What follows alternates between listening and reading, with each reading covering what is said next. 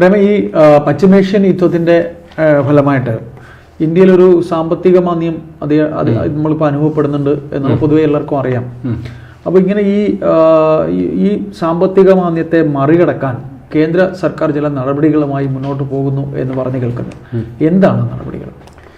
അത് ഞാൻ പറഞ്ഞല്ലോ, വലിയ രീതിയിലുള്ള സാമ്പത്തിക പ്രതിസന്ധി രാജ്യം അഭിമുഖീകരിക്കുന്നു. ഏറ്റവും പ്രധാന കാരണം നമ്മുടെ രൂപയുടെ മൂല്യത്തകർച്ചയാണ് പ്രധാന പ്രശ്നം. കാര്യം ഈ ക്രൂഡ് ഓയിൽ വിലവർധന വല്ലാണ്ട് കൂടുമ്പോൾ, ഡോളർ വല്ലാണ്ട് ശക്തി പ്രാപിക്കുമ്പോൾ സ്വാഭാവികമായിട്ടും നമ്മുടെ രൂപയുടെ മൂല്യം ഇടിയും. അങ്ങനെ രൂപയുടെ മൂല്യം ഇടിയുക എന്ന് പറഞ്ഞു കഴിഞ്ഞാൽ രാജ്യം വലിയ പണപ്പെരുപ്പത്തെ നേരിടുന്നു എന്നുകൂടി അർത്ഥമുണ്ട്. ഇന്ത്യയെ സംബന്ധിച്ച് കഷ്ടകാലം പിടിച്ചിരിക്കുന്ന സമയമാണ്. ലളിതമായ അർത്ഥത്തിൽ അത്രയും മനസ്സിലാക്കി വെച്ചാൽ മതി. അപ്പോൾ ഈ കാലം ഒന്ന് കടന്നു പോകാൻ, പരിഹരിക്കാനായിട്ട് എന്താണ് മാർഗം?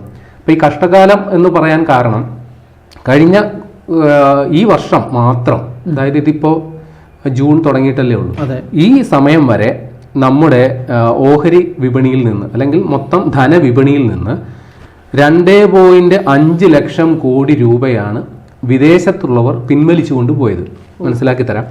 ഇപ്പം നമ്മുടെ ഗൾഫിലൊക്കെ പണിയെടുക്കുന്ന ആൾക്കാർ അവരുടെ സമ്പാദ്യമുണ്ടല്ലോ, അവരുടെ സമ്പാദ്യം നമ്മുടെ സർക്കാരിൻ്റെ ബോണ്ടുകളിൽ നിക്ഷേപിക്കും. മനസ്സിലായി. പക്ഷെ ഇപ്പോൾ കാലാവസ്ഥ പ്രതികൂലമാണ് എന്ന് മനസ്സിലാക്കിയ പലരും ഈ പണം പിൻവലിച്ചുകൊണ്ട് പോയി.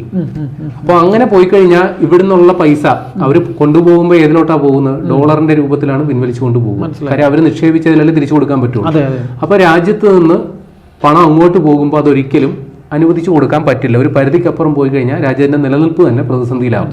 അപ്പൊ ഇങ്ങനെ അനിയന്ത്രിതമായ പിൻവലിക്കലുകൾ ഉണ്ടായിക്കൊണ്ടിരിക്കുന്നത് തടയിടാനായിട്ട് ഒരു പദ്ധതി ഇപ്പോൾ ആസൂത്രണം ചെയ്തേക്കുകയാണ്. ഈ സർക്കാർ കടപ്പത്രങ്ങളിൽ നടത്തുന്ന നിക്ഷേപങ്ങൾക്ക് capital gains tax on investment എന്നൊരു സംഗതിയുണ്ട്. അത് എടുത്തു കളയാനായിട്ട് തീരുമാനിക്കുന്നു. അപ്പോൾ ഈ capital gains on tax on investment എന്താണെന്ന് പറഞ്ഞ് മനസ്സിലാക്കാം. അതായത് ഇപ്പോൾ 100 രൂപ വിലയുള്ള ഒരു സർക്കാർ ബോണ്ട് നമ്മൾ വാങ്ങി, അത് അതേ വിലയ്ക്ക് തന്നെ വിൽക്കുന്നു. പ്രത്യേകിച്ച് ലാഭവും നഷ്ടവും ഒന്നുമില്ല. അപ്പോൾ നമുക്ക് നേട്ടമൊന്നുമില്ല. എന്നാൽ ഈ 110 രൂപയ്ക്ക് വിൽക്കുന്നു എന്ന് കരുതുക.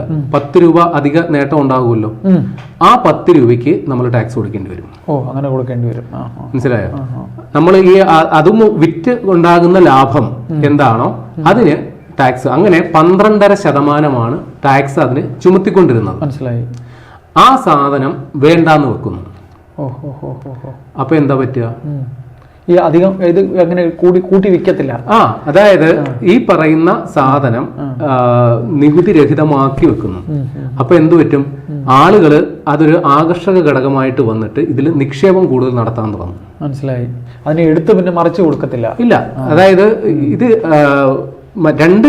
രണ്ട് രീതിയിലാണ് ഇതിൽ കാര്യങ്ങൾ നടക്കുന്നത്. നമ്മൾ ഒരു സർക്കാർ ബോണ്ടിൽ നിക്ഷേപിക്കുക എന്ന് പറഞ്ഞു കഴിഞ്ഞാൽ പലതരത്തിലുള്ള നിക്ഷേപമുണ്ട്. ഹ്രസ്വകാല നിക്ഷേപങ്ങളുണ്ട്, ദീർഘകാല നിക്ഷേപങ്ങളുണ്ട്. ഈ ഹ്രസ്വകാലം എന്ന് പറയുന്നത് 91 ദിവസം വരെ ഉള്ളത്, അത് 182 ദിവസമുണ്ട്, 364 ദിവസമുണ്ട്. പിന്നെ ദീർഘകാല നിക്ഷേപം എന്ന് പറയുന്നത് 5 മുതൽ 40 വർഷം വരെ ഉള്ളതാണ്. ഇതിനൊക്കെ ആകർഷകമായ പലിശയുമുണ്ട്. ഈ 10 വർഷം വരെ നിക്ഷേപിക്കുകയാണെങ്കിൽ 7 മുതൽ 7.02% വരെ പലിശ കിട്ടും. 30 വർഷം വരെ ആണെങ്കിൽ 7.24% വരെ പലിശ കിട്ടും. ഇനി ഹ്രസ്വകാല നിക്ഷേപമാണ്, 1 വർഷം വരെയുള്ള നിക്ഷേപമാണെങ്കിൽ 5.65% പലിശ. 5 വർഷം വരെ ആണെങ്കിൽ 6.83% പലിശ. അപ്പൊ നമ്മളിത് പൊതുവെ നോക്കുമ്പോൾ ഇപ്പോൾ ബാങ്കുകളിലെ ഫിക്സഡ് ഡെപ്പോസിറ്റിന് നമ്മൾ കൊടുക്കുന്ന പലിശ എന്ന് പറയുന്നത് പരമാവധി 9% മറ്റാണ്. അപ്പൊ അത് വെച്ച് താരതമ്യം ചെയ്യുമ്പോൾ ഇത് ഇത്തിരി കുറവാണ്. പക്ഷെ ആളുകൾക്ക് ഈ സർക്കാർ ബോണ്ടുകളിൽ നിക്ഷേപിക്കാൻ പ്രത്യേക താല്പര്യമുണ്ട്. അതിന് ചില കാരണങ്ങളുമുണ്ട്. നമ്മൾ ഈ ഫിക്സഡ് അസറ്റ് ആയിട്ട്, ഫിക്സഡ് ഡെപ്പോസിറ്റ് ആയിട്ട് ഏതെങ്കിലും ബാങ്കിൽ നിക്ഷേപിച്ചു കഴിഞ്ഞാൽ, ഇപ്പൊ എന്റെ കയ്യിൽ ഒരു 10 കോടി രൂപ ഉണ്ടെന്ന് കരുതുക. ഞാനത് കൊണ്ടുപോയി ബാങ്കിൽ കൊണ്ടുപോയി ഫിക്സഡ് ഡെപ്പോസിറ്റ് ആയിട്ട് ഇട്ടു. 10 വർഷം വരെയൊക്കെ ഫിക്സഡ് ഡെപ്പോസിറ്റ് ഇടുന്നു എന്ന് കരുതുക. ഈ ബാങ്ക് തകർന്നു പോയെന്ന് കരുതുക, സാമ്പത്തികമായി പാപ്പരായി പോയെന്ന് കരുതുക. അങ്ങനെയാണെങ്കിൽ നിലവിലെ ഡെപ്പോസിറ്റ് ഇൻഷുറൻസ് ആക്ട് പ്രകാരം ഒരു ബാങ്കിന് അതിന്റെ നിക്ഷേപകന് 5 ലക്ഷം വരെ കൊടുക്കാനുള്ള ബാധ്യതയേ ഉള്ളൂ. പോകും. നമ്മൾ 10 കോടി നിക്ഷേപിച്ചെന്ന് പറഞ്ഞിട്ടും കാര്യമില്ല. ബാങ്ക് തകർന്ന് തരിപ്പണായി പോയി കഴിഞ്ഞാൽ 5 ലക്ഷം തിരിച്ചു കൊടുക്കാൻ നിയമപരമായി ബാധ്യതയുള്ളൂ. അത്രേ ഉള്ളൂ, പകുതി കിട്ടാനുള്ള ഇതേ ഉള്ളൂ. പകുതി പോലും ഇല്ല. 5 ലക്ഷം എന്ന് പറഞ്ഞാൽ 10 കോടി ഇട്ടിട്ട് 5 ലക്ഷം കിട്ടത്തുള്ളൂ. ഇല്ല 5 ലക്ഷമേ കിട്ടുള്ളൂ. ഇതാണ് നിലവിലെ നിയമം. എന്ന് വെച്ചാൽ എല്ലാ ബാങ്കും നാളെ തകരാൻ പോകുന്നതെന്ന് അർത്ഥമില്ല. എന്നാൽ അത് തീരെ കുറവല്ലേ? അതെ. അപ്പോ ഇങ്ങനെ ഒരു ആശങ്ക മനസ്സിലുള്ളവർ ബാങ്കിൽ പോയി ഫിക്സഡ് ഡെപ്പോസിറ്റ് ഇടില്ല, പ്രത്യേകിച്ചും വലിയ വലിയ സംഖ്യകൾ. മനസ്സിലായി. അപ്പൊ അങ്ങനെ അത്തരക്കാർക്ക് ആശ്രയിക്കാവുന്ന സുരക്ഷിതമായ നിക്ഷേപമാണ് സർക്കാർ ബോണ്ടുകൾ.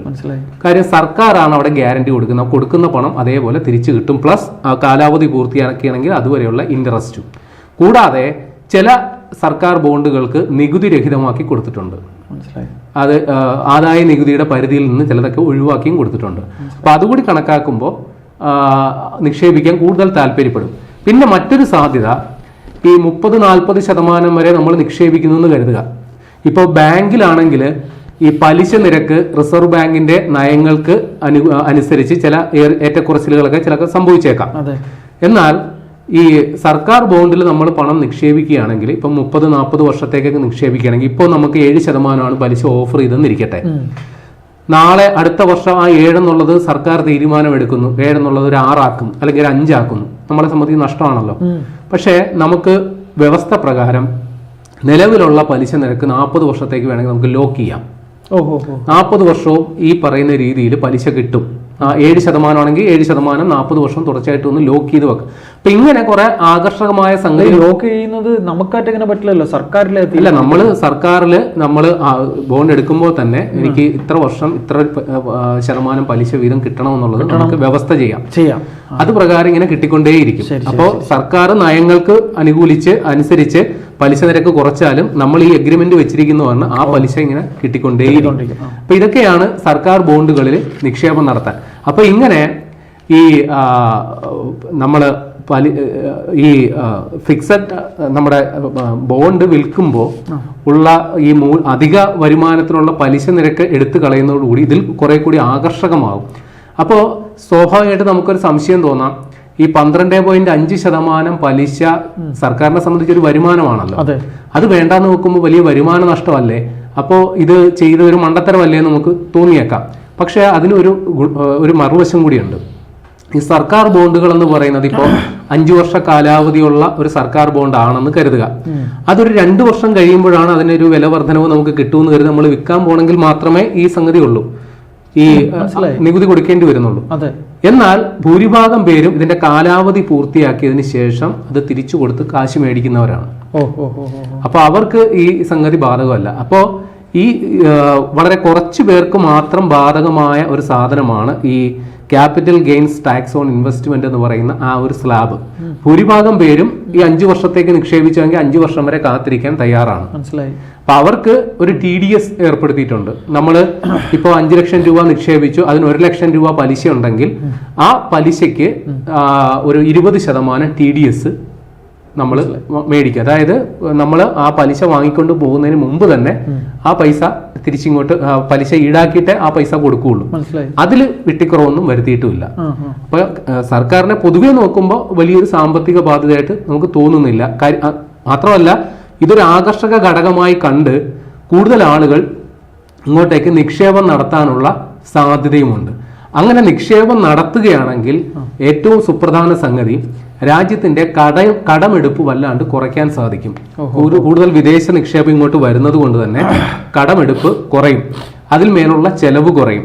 അത് മാത്രമല്ല കൂടുതൽ നിക്ഷേപം ഇങ്ങോട്ട് വരുമ്പോൾ സ്വാഭാവികമായിട്ടും ഡോളറിന്റെ ഇങ്ങോട്ടേക്കുള്ള വരവ് കൂടുന്നു എന്നുള്ളത് നമ്മൾ മനസ്സിലാക്കണം. അങ്ങനെയാണെങ്കിൽ അത് നമ്മുടെ കറൻസിയുടെ മൂല്യം വർദ്ധിക്കാനായിട്ട് കാരണമാകും. അതുകൂടാതെ നമ്മുടെ ഇപ്പോഴുള്ള സർക്കാരിന്റെ കടം വാങ്ങലിന്റെ പലിശ നിരക്കിനെയും അത് സ്വാധീനിക്കാൻ സാധ്യതയുണ്ട്. 0.1% പലിശ കുറഞ്ഞാൽ പോലും സർക്കാരിനെ സംബന്ധിച്ച് കോടികളുടെ സാമ്പത്തിക ലാഭമായിരിക്കും അതുമൂലം ഉണ്ടാകുക. പിന്നെ ഒരു സംഗതി, സർക്കാർ ബോണ്ടുകളിലൂടെ നിക്ഷേപം കൂടുതൽ വരുന്നതോടുകൂടി അടിസ്ഥാന സൗകര്യ വികസന പദ്ധതികൾക്ക് ഫണ്ട് ഇല്ലായ്മ ഉണ്ടാകത്തേയില്ല. ഫണ്ട് ഇങ്ങനെ വന്നുകൊണ്ടേയിരിക്കും. അപ്പൊ ഈ പരിപാടികളൊക്കെ വെച്ചുകൊണ്ടാണ് പുതിയ ഒരു നിർദ്ദേശം ഇപ്പോൾ കഴിഞ്ഞ ദിവസം പ്രധാനമന്ത്രിയുടെ അധ്യക്ഷതയിൽ ചേർന്ന ക്യാബിനറ്റ് ഇങ്ങനൊരു നിർദ്ദേശം വെച്ചത്. ആ നിർദ്ദേശം ഇനി രാഷ്ട്രപതിയുടെ അംഗീകാരത്തിന് വിട്ടേക്കാണ്. രാഷ്ട്രപതി കൂടി അംഗീകരിക്കുകയാണെങ്കിൽ ഇത് നിയമം പ്രാബല്യത്തിൽ വരും. ഇത് ഇപ്പോഴത്തെ ഒരു സവിശേഷ സാഹചര്യം പരിഗണിച്ചുകൊണ്ട്, ഈ യുദ്ധം പരിഗണിച്ചുകൊണ്ടുള്ള ഒരു നടപടിയാണ്. ഇനി ഇതൊരു പുനരവലോകനത്തിന് വിധേയമാക്കിയിട്ട് ഇതിൽ ഭാവിയിൽ ഒരു പരിഷ്കരണം ഉണ്ടാകാനും സാധ്യതയാണ്.